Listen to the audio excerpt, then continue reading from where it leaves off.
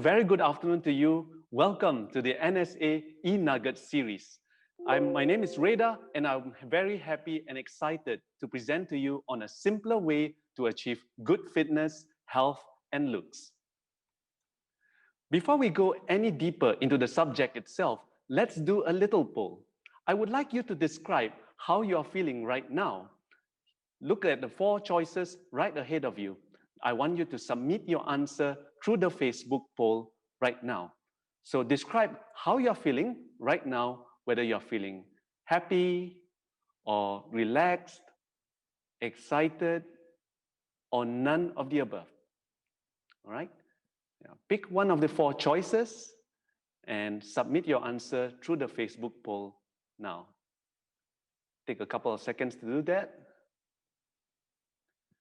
And very soon, I will let you know what's the response like. And I will also share with you how I'm feeling myself. So whether you're feeling happy, relaxed, excited, or none of the above, just put that answer on the Facebook poll. Great, I see answers coming in. All right, I can see that majority of you are feeling quite relaxed. Then there's also a few of you who are feeling none of the above. I am really curious how you're feeling right now. As for myself, I am feeling really very grateful, happy, excited, because I have this opportunity to actually share some of my knowledge in this area to you. And I hope that at the end of this presentation, you will gain some useful knowledge that you'll be able to apply in your daily lives. I'm sure at some point of time in your life, you have known what is true happiness. Some of you say that happiness is gained by, well, staying at home, watching the television, or watching movies online, or through Netflix even, all right? But then there's also a group of you who's gonna say that, well, the only way to gain happiness is by getting out of the house, by taking a walk in the park, by walking by the beach, by appreciating the greenery of nature, by smelling the sea breeze, by feeling that breeze by you, all right? Then before the COVID-19 pandemic hit us, some of us also would say that, well, you gain happiness by taking leave from work, by flying to another country, exploring a new destination. But there are also some of you who's gonna say that, well, you're pretty simple. You're gonna say that the happiness is enough by spending time with your family, your loved ones, your children, and your grandchildren. Essentially, happiness is about doing things that make you feel good deep inside, right? So why am I talking so much about happiness here? It's because numerous studies have been done and scientists have come to the conclusion that happiness is key to good health in old age. I'm going to share with you the studies from one particular journal article that was published in the Canadian Medical Association Journal back in 2014.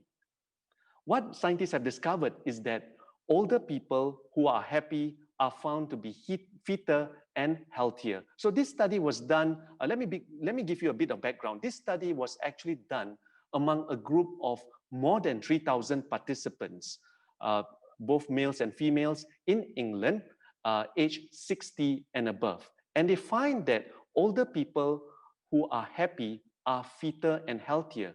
This conclusion was reached through observations that they are found to be walking at a faster pace, they are more physically active every day, and more importantly, they experience a slower decline in physical function with age. What that means is that they are still able to perform basic functions or activities like dressing up, getting in out of bed, going to the bathroom, taking shower on their own without getting much help from others, right?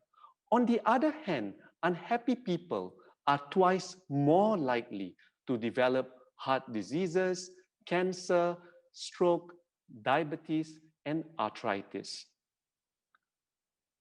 Now, if we do this question of what makes you happy, earlier on, we talked about an age group of 60 and above. Now let's move to another different age group when this question about what makes you happy is posed to a group of grade 1 students in America. That's the equivalent of our primary 1 school children. What actually makes them feel happy?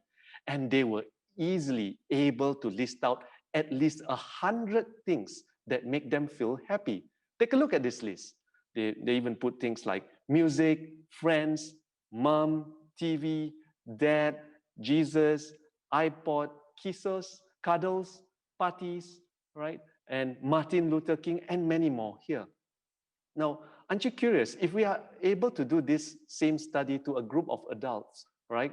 You do wonder, right? Whether adults are able to list at least 100 things that make you feel happy, right? So in case, if you are at a loss of trying to find that happiness, all right, I would like to summarize that the key source of happiness, all right, come from 3 main categories. One is by experiences, second is by growth, and 3 is contributions. Let me give some examples so that you understand what these 3 key sources of happiness mean, right? Happiness that comes from experiences. Examples is like if you are able to go, say, overseas with your family, you explore a whole new destination together, have a great time together, or maybe even in Singapore, to be able to spend a weekend with your family, or to be able to spend a day at the zoo or at the beach, all right, brings that happiness, that joy. Experiences can also be ones where you are feeling anxious about, but when you actually go through it, you feel happy and satisfied. Example, well, maybe you are feeling nervous about presenting to an audience, all right? You're feeling nervous about doing a bungee jump, right?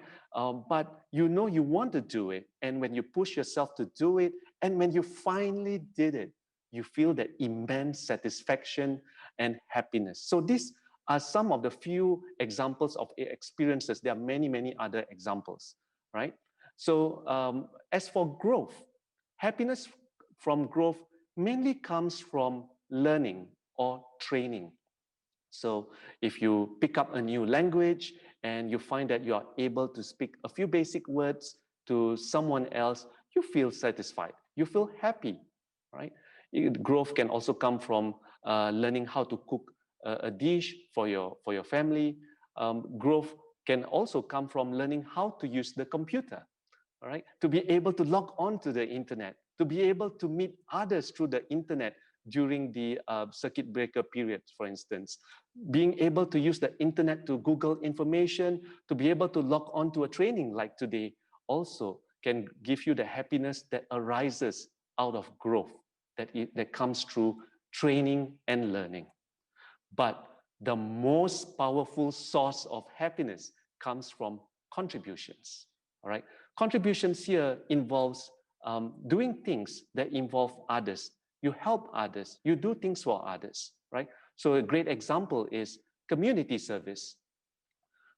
It can also be that little things that you do for friends, relatives, or even strangers, right?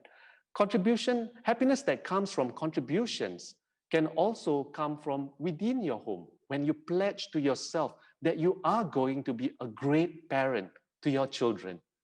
It can also come at the workplace, right? Where you don't see yourself just as an employee, but also as a member of a team or a department, right? Within an organization where you come together to produce a service or product that's going to benefit the country or even mankind. That itself is an example of happiness that comes from contributions, right? Happiness can also come from gratitude, all right? To be thankful for the little things that you are blessed with daily. It can also come from forgiveness. Forgiveness is not about determining or concluding who is right or wrong, but more about letting go and moving on. And that lightness that comes from forgiveness itself brings immense happiness, right? And also it's important that you must surround yourself with the right company to give you that happiness. Now, on the other end of this emotion spectrum is sadness. We may be blessed today to be surrounded by our loved ones, right? And we feel really happy, but there's no guarantee that things will stay the same in the time to come. Our children will grow up, they go to school, they spend less time at home. And as they get older, they spend more time with their studies, their CCAs. Eventually, they might be going for national service, and they will also maybe be studying overseas, working overseas, and eventually even setting up their own families and spend even lesser time with us. As for you and your spouse, you have no idea who is the first to go. And so loneliness here is real. And with loneliness comes sadness. The advice that I've given out on this slide, yes, it's a lot easier to dispense them than to practice it. But what you can do is to actually build on that self-awareness. That same self-awareness when you answered the poll question earlier, when I asked you how you're feeling right now, right? That awareness, when you are aware of your situation that you are in, that you are feeling sad and lonely, is to acknowledge that situation. And most importantly, when you realize and aware that you are feeling lonely and sad, is to get out of the house, right? Do not coop yourself up at home. Do not coop yourself up at home. Reach out to others, reach out to people, all right? We are all social creatures. We humans are social creatures. Regardless whether you are introverts or extroverts, we need others for our survival, right? Reach out to your neighbors, your relatives, your friends, whoever. Just head out there to the community centers maybe, or to the RCs, all right? Bond with others through activities. And if you recall earlier, the most powerful source of happiness comes from contributions, all right? So yes, and we do acknowledge at that point of time you feel sad, but that should not stop you from helping out others and to be able to give that happiness to others, because that investment of happiness in others is going to bring returns of happiness in manifold, a guaranteed return, and you will feel really happy. So good example is community service.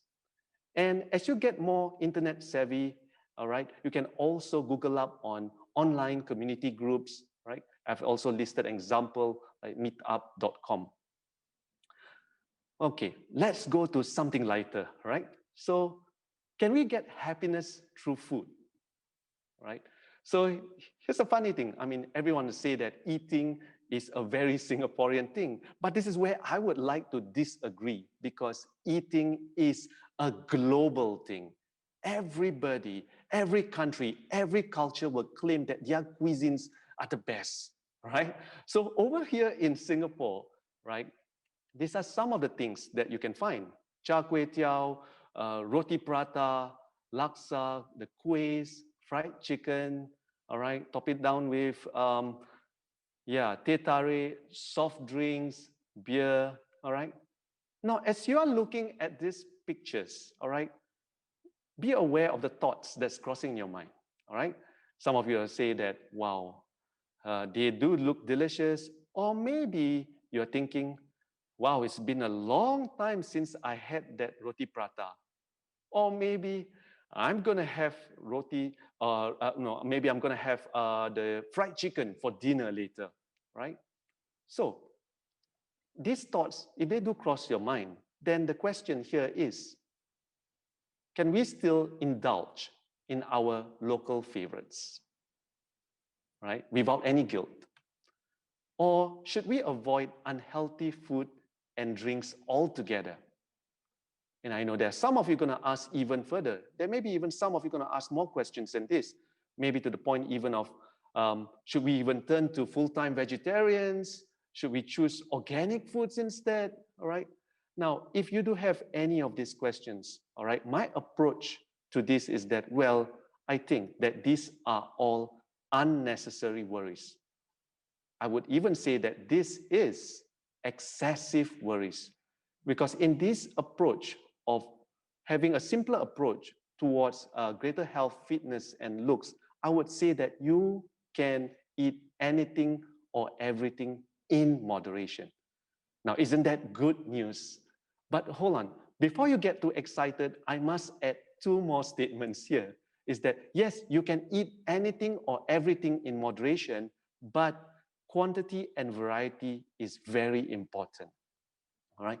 You need to have a balanced diet, yeah? And secondly, you must also consider whatever underlying medical conditions that you may have. I'm going to elaborate on these two key points in the following slides, right? So when I'm talking about quantity and variety here, all right? So if I were to ask, is it all right to take nasi lemak, one of our local dishes? Sure. The answer is sure, all right? You can eat anything or everything in moderation, right? Nasi lemak, I chose it as an example because it's one dish where you can have it either for breakfast or lunch or dinner, yeah? But if one is going to say that, I'm going to have nasi lemak for breakfast, I'm going to have it for lunch, I'm going to have it for dinner, okay, hold on, that's no longer in moderation, yeah? So I'm showing you right in front of you here a healthy eating plate model. And I'm sure you can find something similar like this in the Health Promotion Board website. Yeah. So notice that if you look on the left half of the plate, all right, it's occupied by vegetables and fruits.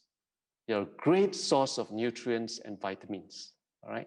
And if you look on the other half, yeah, you find whole grains and healthy proteins. Yeah. So in whole grains, vegetables, fruits, you'll find also a good source of fiber there. So let's talk about whole grains first. Whole grains, it's the opposite of refined grains, right? Refined grains are like white rice, white bread. White rice, white bread, refined grains, they are very easy to digest, very easy to digest. But here's the not so good thing. They are so easy to digest, all right? White rice and white bread, once digested, they form sugars because they are loaded with carbohydrates. Once digested, they turn into sugars, and these sugars will go to the blood, all right? All of a sudden, because they are so simply digested, they go into the blood, and this results in a sudden spike or increase in the blood sugar level, right? And this is not good. This is not ideal, right? What's better is whole grains. Whole grains, they are what you probably have heard them as being low GI foods or low glycemic index foods, whereby they are slowly digested, all right, such that they release sugars more slowly and smaller amounts into the blood, all right, over a period of time. That's a lot better, all right, than having sudden spikes and increases in the blood sugar level. So examples of whole grains are whole wheat bread, whole grain pasta, and brown rice.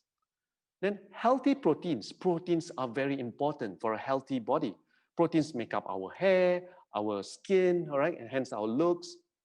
Protein also plays a part in our immune system, all right? The antibodies in our immune system are also made of proteins. But there's also another part of our body that's made of proteins, our muscles.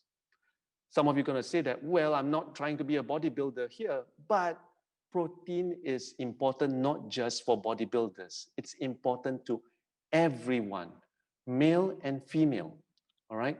So you should be consuming about 0.8 grams to 1 grams of protein daily per kilogram of body weight, all right? Now, these proteins are necessary to help you maintain your muscle mass, right?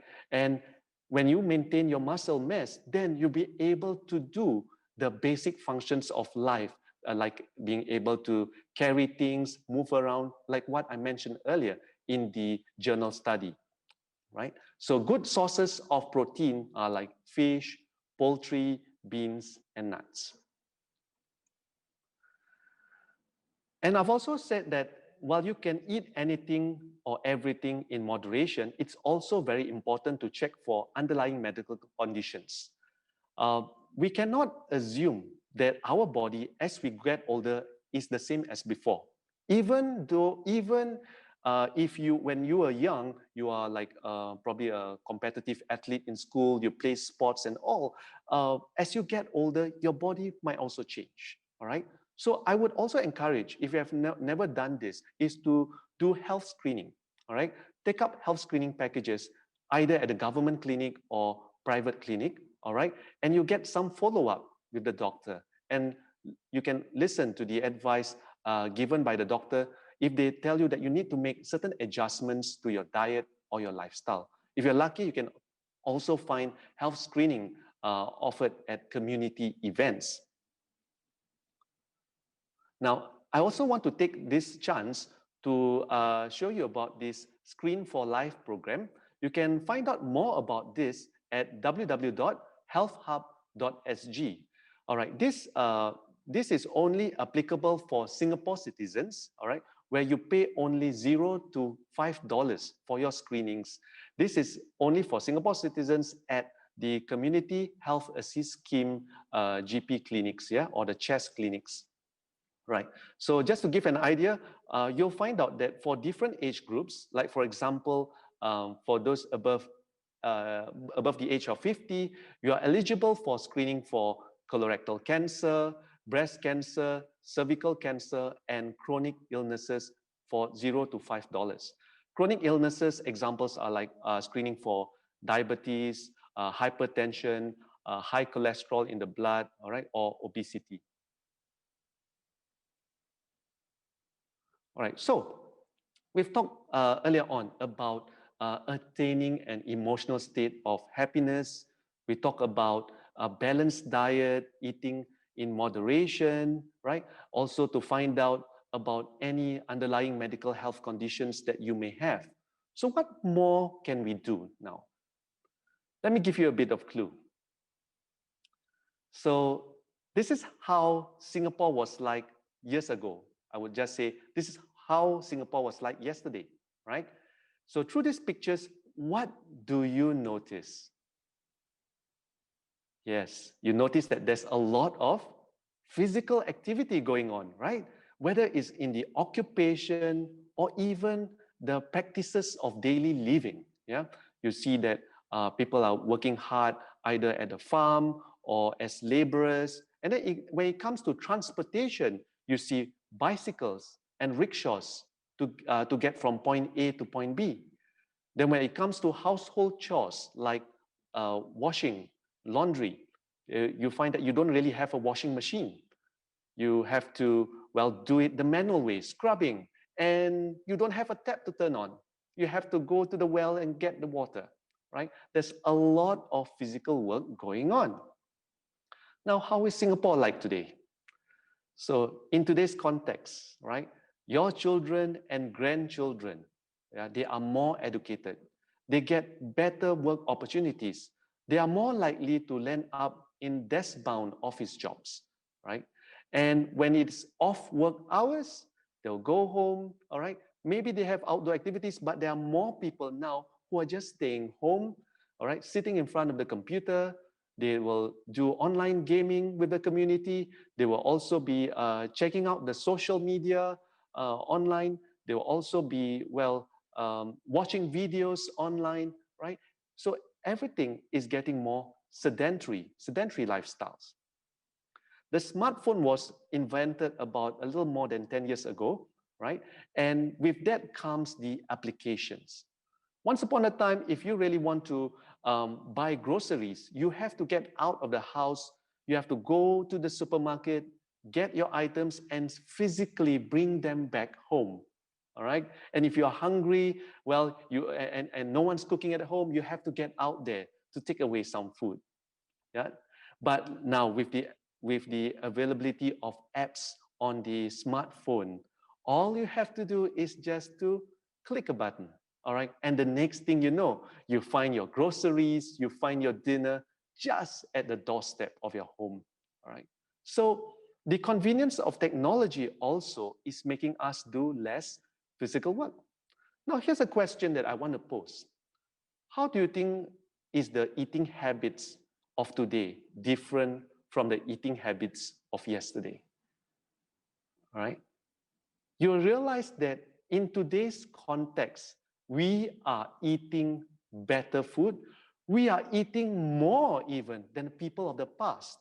all right? So the amount of calories that we are gaining through the food consumption is really a lot.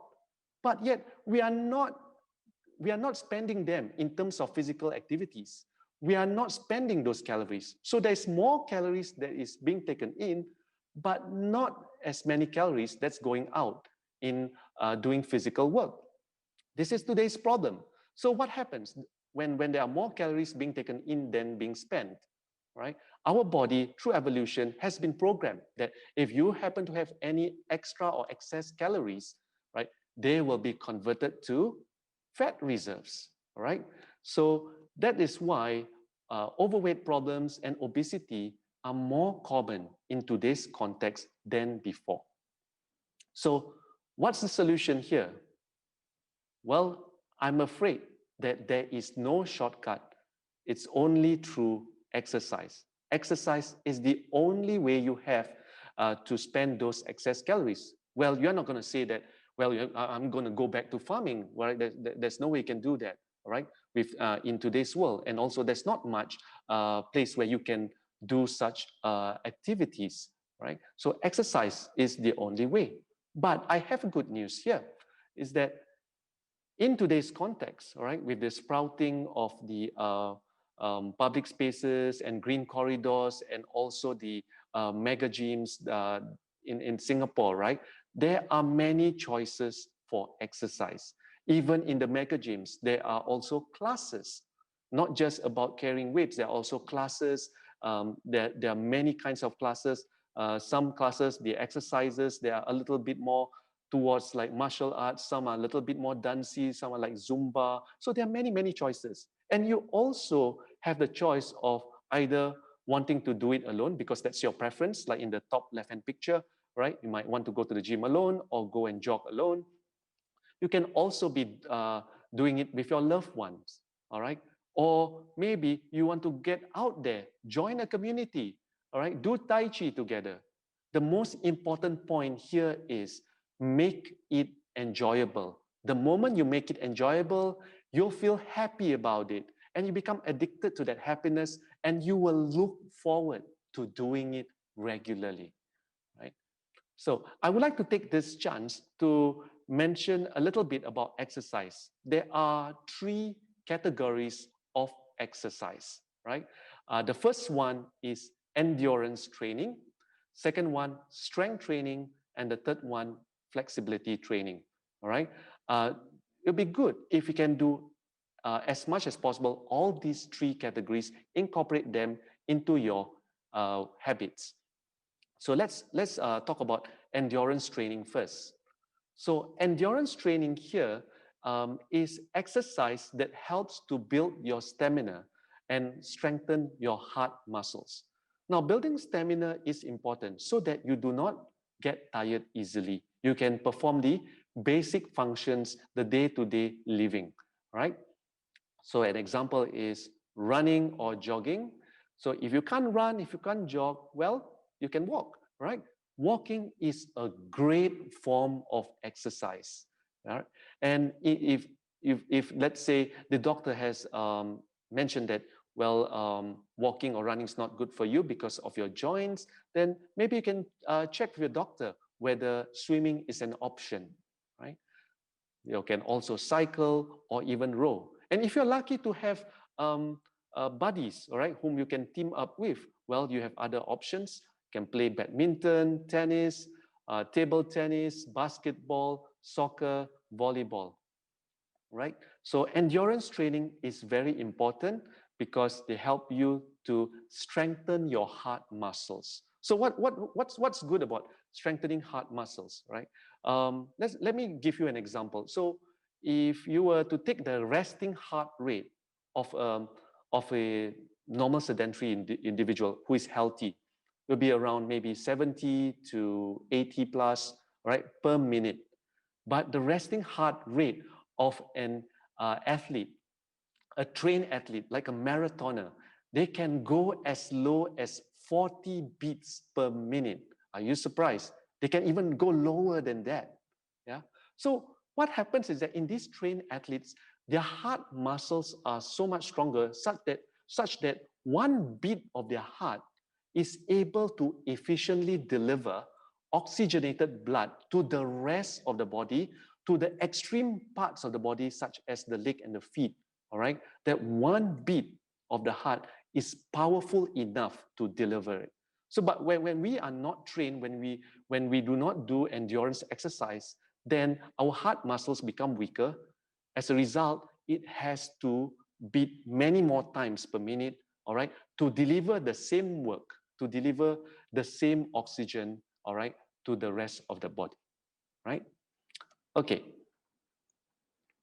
So next, strength training. Remember earlier, I talked about the importance of consuming proteins. Now, couple this together with strength training, all right, it helps you to build and maintain your muscle mass. This is important. This is not only important for bodybuilders. This is important to everyone, both males and females, right?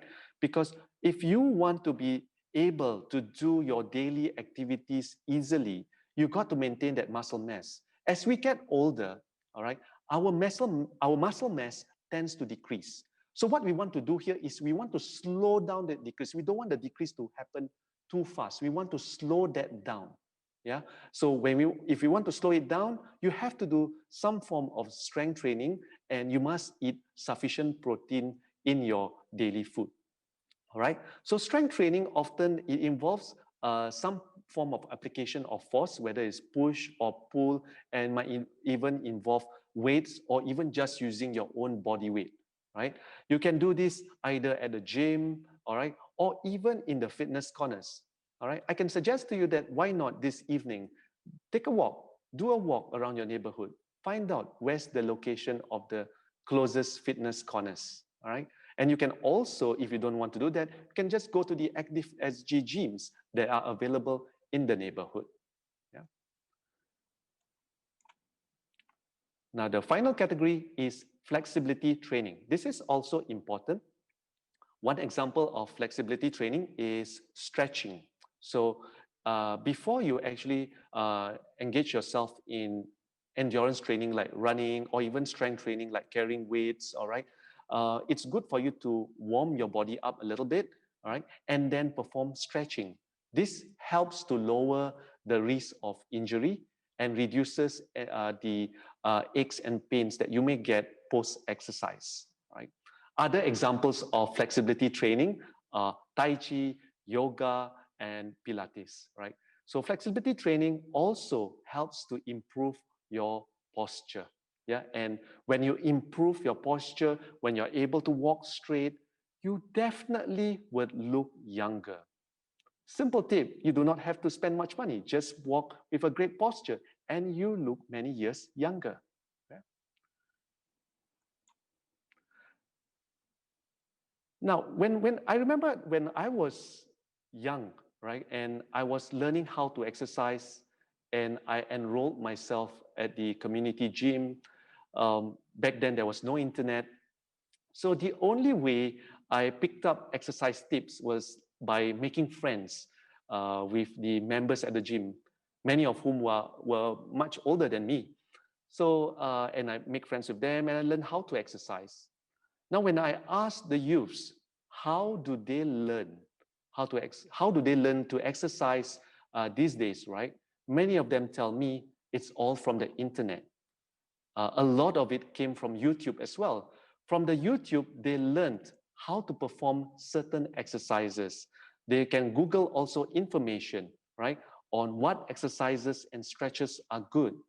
Right? Through YouTube videos, you can see how to perform how to execute certain exercise techniques. Through Googling, you can even find out other information like what is good for beauty or what supplements are available for anti-aging, right?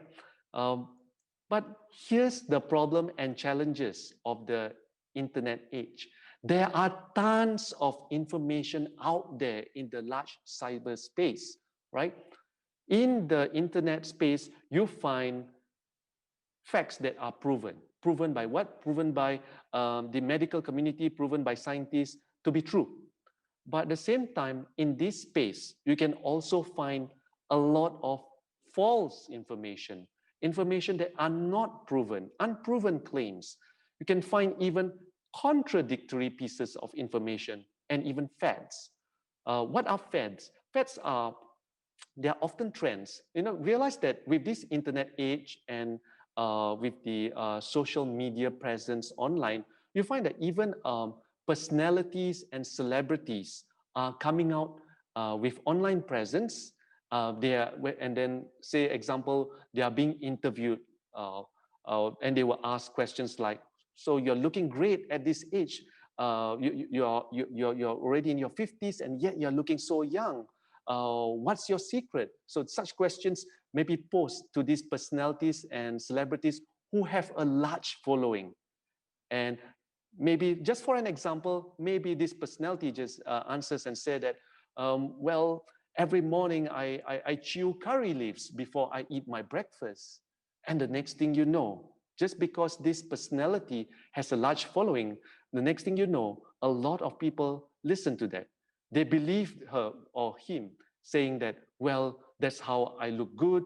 That's how you can reduce your chances of getting cancer. That's how I get good skin. And everybody starts to go to the market to buy curry leaves, or maybe they even grow curry leaves in their own backyard, right? So that's an example of a fad, because yeah, it may not be harmful, but then we don't know whether it's true or not, and people are just following blindly. It becomes very trendy to do that. Yeah, so that's an example of fad. And for contradictory pieces of information, all right, a good example would be, well, try this later after the presentation. Google up information on tea or coffee, all right? You will find information that supports the consumption of tea and coffee, but you may also find information that tells you that tea and coffee are harmful. And then as a consumer of information online, you begin to wonder, which shall I believe in? Which is true, which is not? And you might also get confused when you look at this vast amount of information available online, right?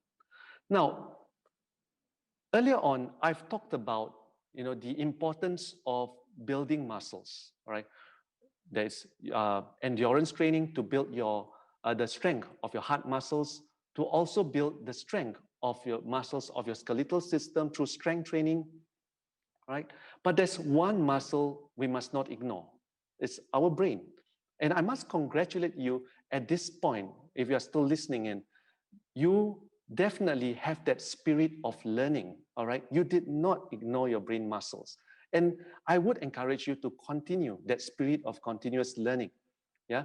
And if I may add one more challenge for you, is that do try to explore and learn up on the basic health sciences and biology. Regardless, whatever your background knowledge in science may be, you can start somewhere, learn something. Because by gaining an understanding of basic health sciences and biology, you become a more well-informed consumer. And when you become a more well-informed consumer, you can make independent, smart decisions on your own, and you can tell the good information from the bad information online. And you may even save yourself some money. Well, let me illustrate that. So say if you want to look for skincare products, right? So you find that there's a lot of choices out there in the market, all right? You can go to the malls, yeah? So you can go to the Thanks Beauty counter, for instance, and you find various products for face wash, moisturizers, anti-aging serums. You can also find such products in Guardian Pharmacy, in Watson Pharmacy, all right? But you find that the price range can vary a lot, right? So if you go to the beauty counters at the malls, some products can be as high as hundreds of dollars or even more than $500. So here you are as a consumer trying to make the choice. Now, which product shall I buy for my own skincare needs, right? Or is it like the more expensive the product, the better?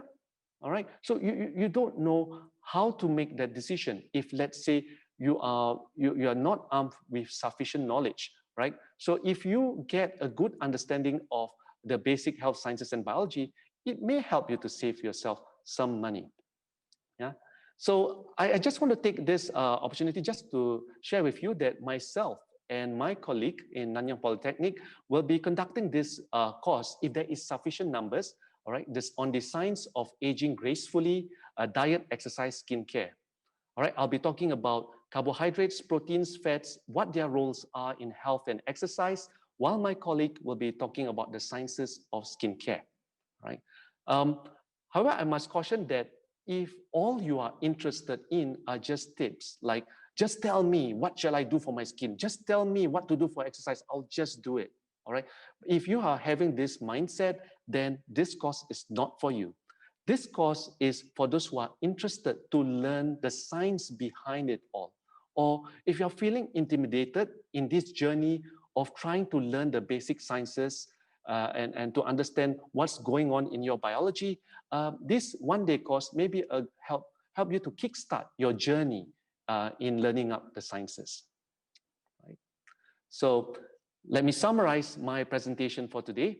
All right. So you can gain happiness through experiences, through growth. You can gain happiness through gratitude, forgiveness, and the most powerful source of happiness, it comes from helping others through contributions. I also have mentioned that, you know, a simpler approach towards greater health fitness is that you can eat anything, everything, but in moderation. And also please bear in mind whatever underlying health conditions that you may have.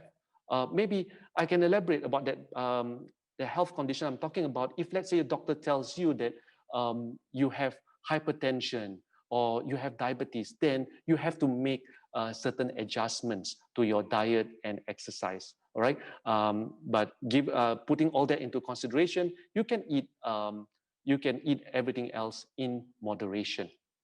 All right. I'm afraid in today's context, there is no choice but to exercise, because that's the only way for you to burn those excess calories and to strengthen. Exercise also helps to strengthen your heart and your muscles, right? I would also encourage you to learn up the basic health sciences so that you will be armed with the knowledge to be able to make better choices where you are going to purchase products out there. All right. And I hope that in the time to come, this is how you are going to look like, right? And I really wish you well in your journey henceforth towards greater health, fitness, and looks, right? I would like to invite any questions that you may have. Drop your questions in the Facebook comment section, and I will do my best to answer them to the best of my ability. All right, so I received one question here. Is plant-based protein better than meat-based protein? So here's the thing. What's more important is not so much about where is that source of protein coming from, whether it's a plant or animal. Both are great, all right? What's more important is that you get a variety of protein sources that will enable you to reach to as many possible amino acids there are. Okay, maybe let me break it down to the basics. Proteins are made up of smaller components called amino acids. So there are 20 types. There are 20 types of amino acids. So some foods are richer in certain amino acids than others. So try to eat anything, everything in moderation. So when I say eat anything or everything in moderation, right? When you are eating a variety of food sources, it increases your chance of having access to all the nutrients. And in this case, when you're asking me about protein, right, you have access to the different amino acids that constitute the protein. All right. So regardless whether it's from plant or from animals, what's more important is you get your good sources of proteins from a variety of sources. Yeah. Okay. I hope that answers your question. All right. There's one more question here. is it possible for me to just focus on eating healthy and not worry so much on exercising, right?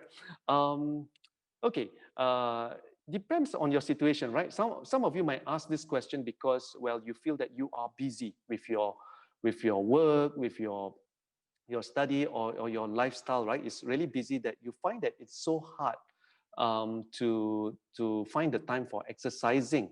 Yeah, but I would strongly encourage you, especially if your work or your lifestyle is quite sedentary. You see, in today's context, right, you find that the food available to us, all right, comes from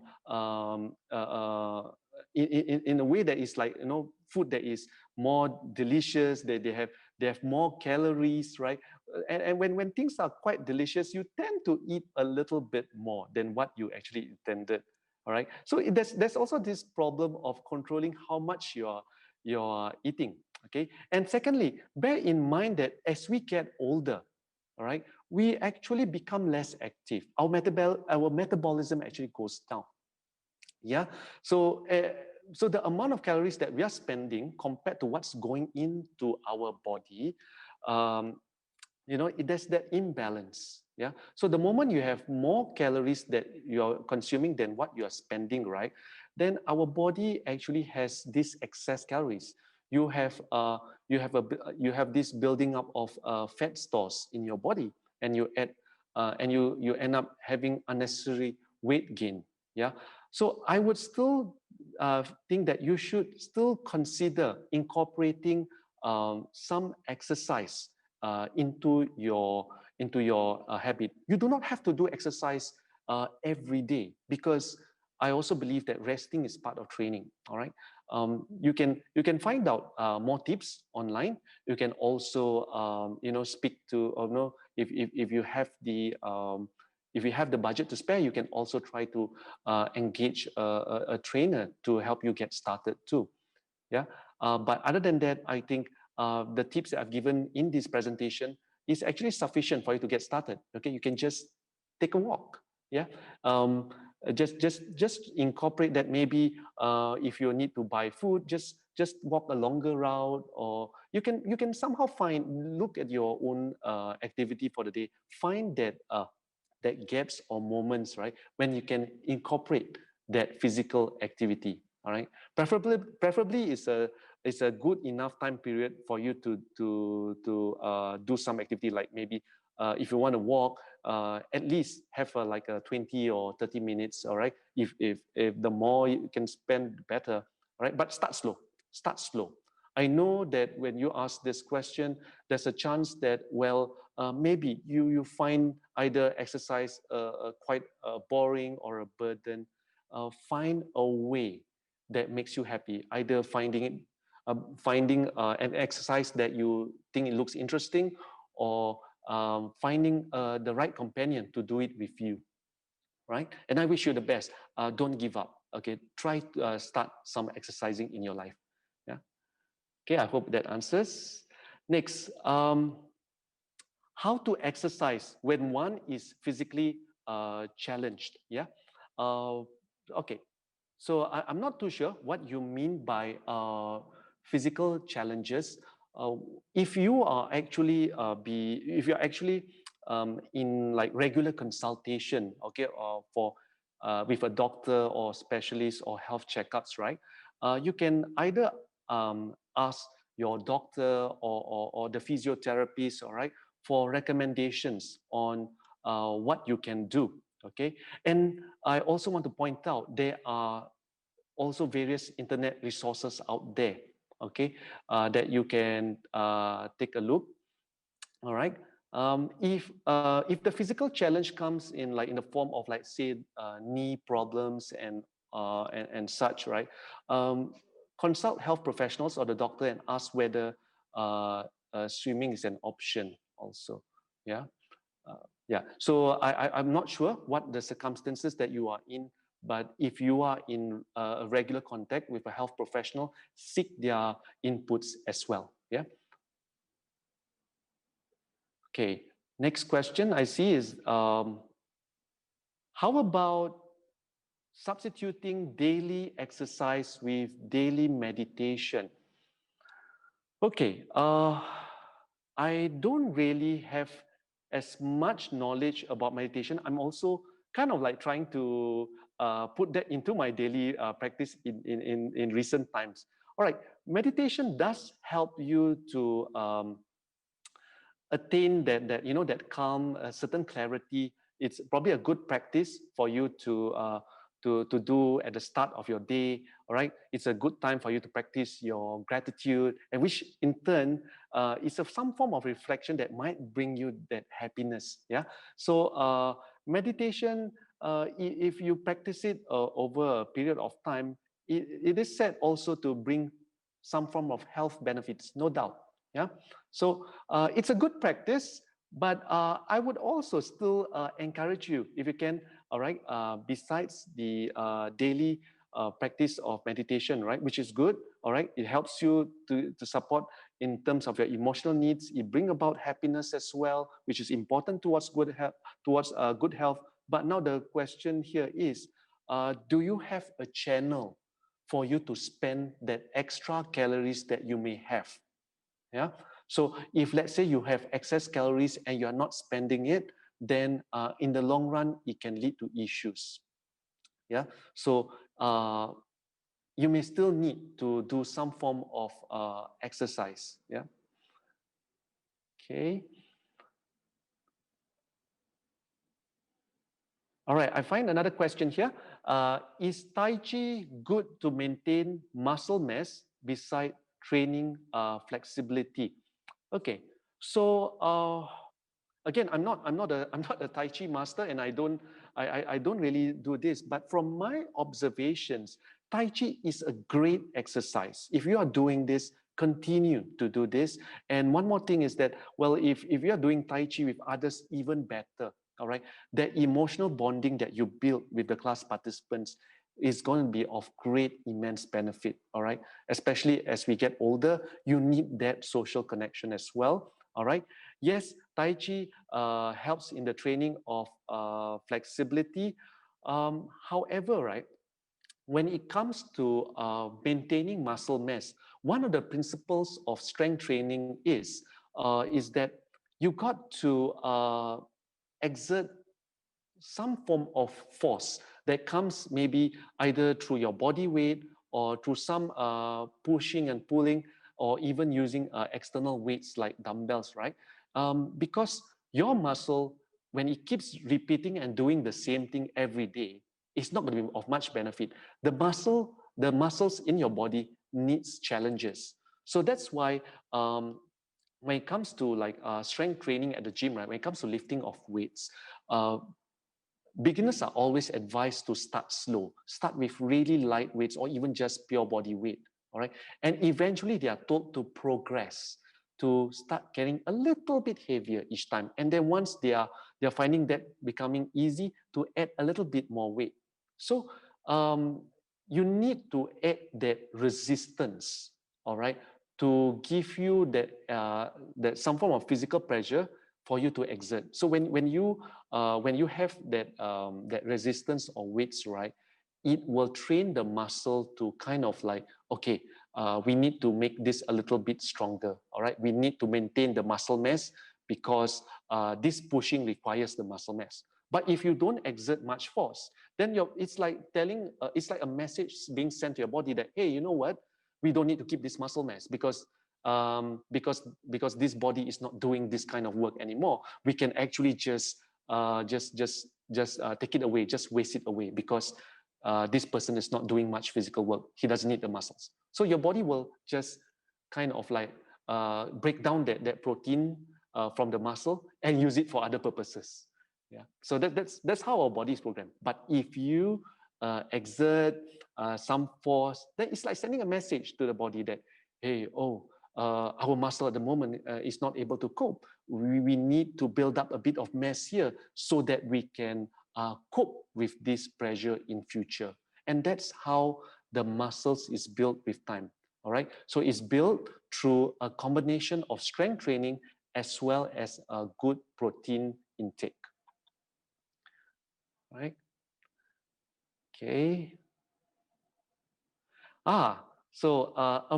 This is a very interesting question. Among the three trainings, endurance, strength, and flexibility, which one can help to lose weight the fastest?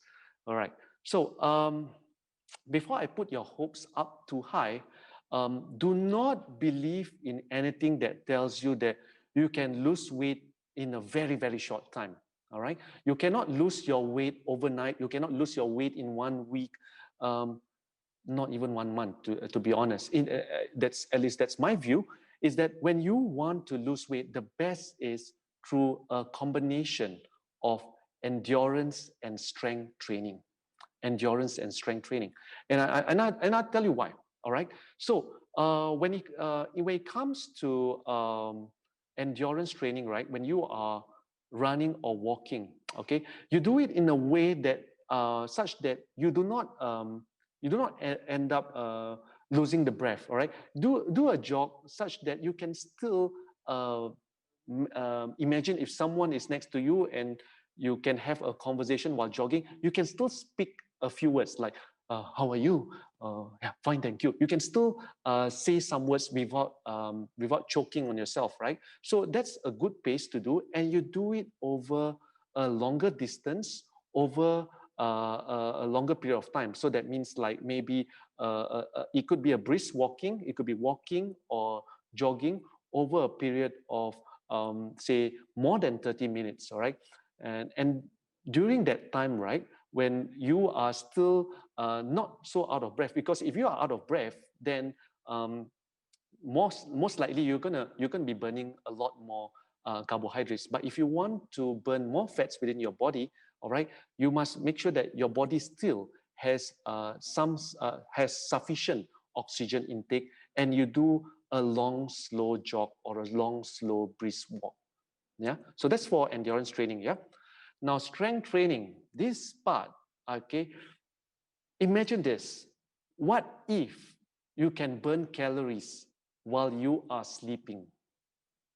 Great idea for some of you, right? So if we are able to build up on our muscle mass, all right, strengthen our muscles through strength training, you are actually building devices or machines within your body that are capable of burning calories even while you are sleeping. All right. So be very careful of those diet plans or those weight loss programs where they claim that you can lose a lot of weight within a short time through dieting. It's a dangerous slope there, because at the beginning you might really see that, wow, I'm really losing a lot of weight. But the problem here is if you are losing a lot of weight in the form of water, well, it can be easily gained back. The other problem is if you are losing a lot of muscles in the process. Yes, muscles are heavy. All right. So if you happen to be, you can ask people who are those who are working out at the gyms, if they are building muscles, their body weight actually gets heavy. All right. So if you lose them, of course you'll see a weight loss. Now here's the problem: when you are losing muscle mass, you are also losing the avenues to lose your calories. But if you have a greater muscle mass, if you have more muscles, wow, even while you are sleeping, you are actually burning calories, right? So that's why I would say that best way, to answer your question, the fastest way is to incorporate both endurance training and strength training. Yeah. For flexibility, I think it's good enough for you to just do, stretching before and after the exercise. That's it. Yeah. Okay. I hope that answers your question. All right. There's another question here.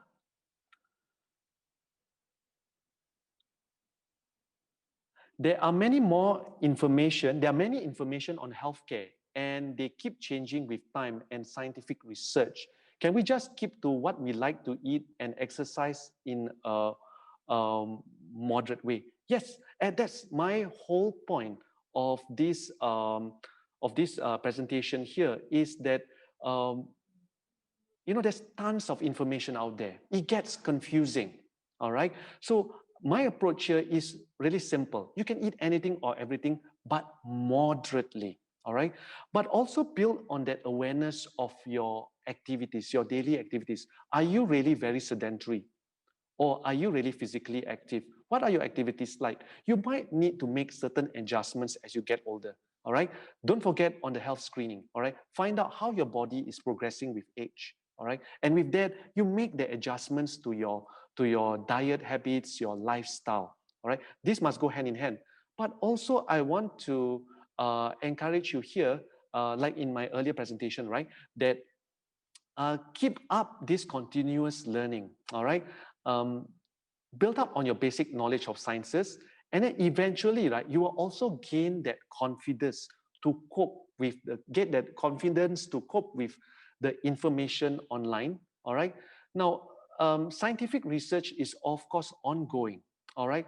I will encourage you that if you have that confidence to cope with the basic knowledge of sciences, right, eventually, you will be even better at tackling articles that talk about scientific research.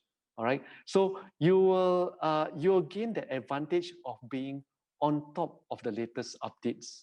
And for all you may know, right, sometimes some of these updates are actually for the better.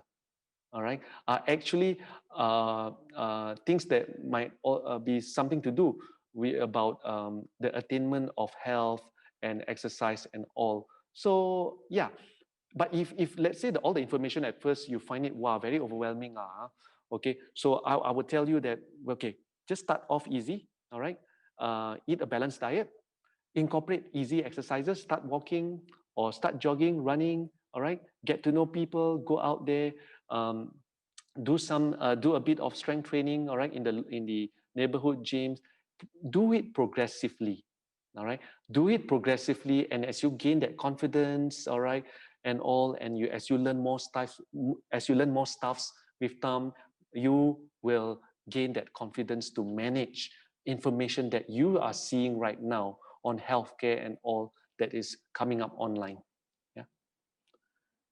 Okay, I hope that answers your question.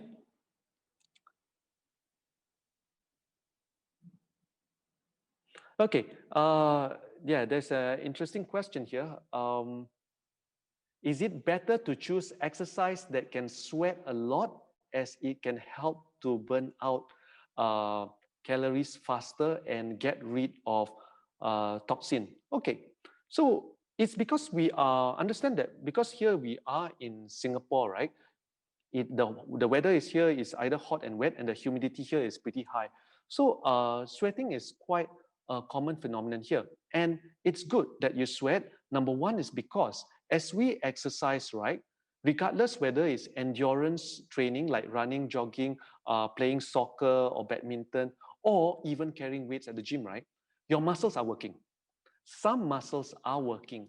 And when your muscles are working, they are actually converting carbohydrates or calories, all right, into energy that can be spent in work. As a result, right, because your muscles are doing all this work, your body temperature also rises, the blood temperature rises, right? And it becomes like a part of your body regulation mechanism. They will push the blood towards your skin surface to so that you can lose heat from there, right? So the sweating mechanism here, the perspiring mechanism here helps you in that heat loss. Because if this mechanism of cooling down is disrupted, then you'll get problems like heat stroke, all right? And that's not what you want, yeah? So it's, if you, let's say, go to other countries where the humidity is low, maybe you don't find yourself sweat as much, yeah? Yeah, so you, whether what's more important here is you do exercise that matches what your current fitness level is, all right? Start slow, all right? Eventually you build up. And I guess this feeling that, you know, sometimes it feels like, wow, you know, it feels good when you exercise, is a lot of things can be boiled down to the hormones also that is flowing in your body after exercise. It's a feel-good hormones, yeah? So I hope that answers your question. Yeah. Right, there's one question here. Healthy tonic, such as to boost blood circulation? Is it good? Is healthy tonic considered as alcohol? Okay, I'm not sure what this product is exactly. All right. Now, when you are an educated and informed consumer, when you take that responsibility and ownership, right, that you want to learn, you want to be an educated consumer, you are not just going to buy something from the shop because the salesperson said that it's good for you and you just buy it off. All right. You want to be someone who really buys it because you believe in it and not because the company says so, not because the way that it's being marketed is in a way that just make you blindly get it. All right. So maybe when you are a more educated consumer, you're able to look at the product label, be able to say, even analyze and read the ingredients, all right, and know what it's made up of. And from there, you can know whether it contains alcohol, what's the percentage of alcohol in it, or what's the main ingredient in this product, all right? And you can question yourself, what exactly are these ingredients? What are the constituents in this product? And what does each of these ingredient or constituent of this product doing, all right? Yeah, and also you probably, maybe it'd be helpful for you to look if there's any form of certification on the product, all right? And you can find this information either on the product itself or online also, yeah? But of course, if there are any products that gives rise to some form of doubt, I would encourage you not to get that product. The moment you have some doubt, maybe trust your gut feeling. Maybe your gut feeling is right. So don't purchase that product until you feel really confident that it is good for you. All right, one more question here. What kind of exercise do you consider for walking up a slope? Wow, you kind of trigger the memories I had as when I was back in school. Because I was doing some rowing back in school for my school, and we were made to sprint up the slopes, and that is one of those exercises that we really dread. All right, why? Because running up slope is definitely a lot more physically taxing and torturing compared to running on flat ground. So I would say that when you are running up slope, right, or walking up slope even, you are definitely incorporating more effort on your leg muscles. Yeah, so it is, if let's say you have never walked on a slope before, or you usually when you see there's a slope, I don't want to walk on that slope, I'd rather take a Grab ride or a taxi ride up that slope. Then if you are first time going to walk that up slope, do it do it gradually. All right, don't if you are feeling like, if you don't feel comfortable, then you should stop and rest. But if you are able to do this progressively well, you are actually doing some form of strength training for your legs.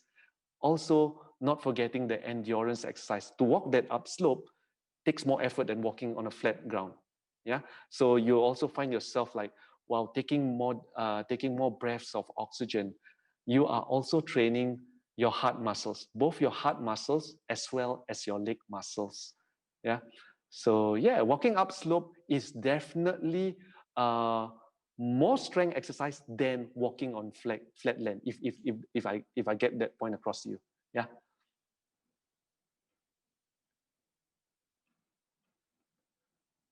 Okay.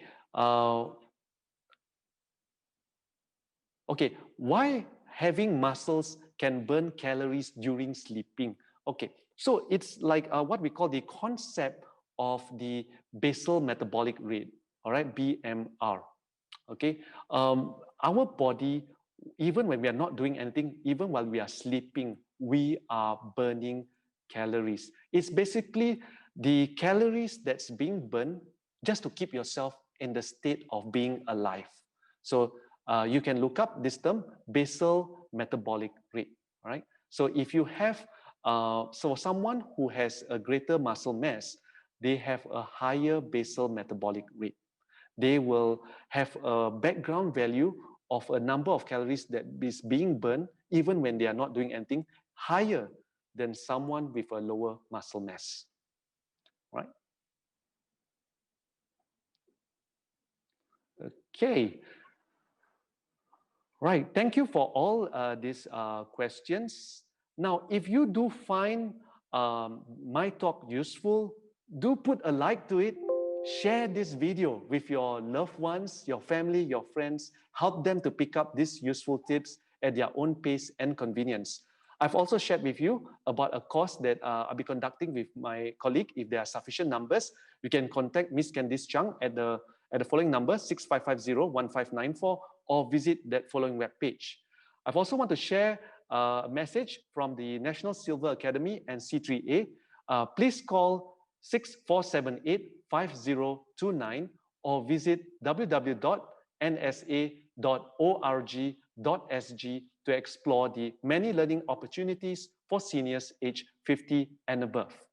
Like and follow the C3A Facebook page to be notified of new content in the future.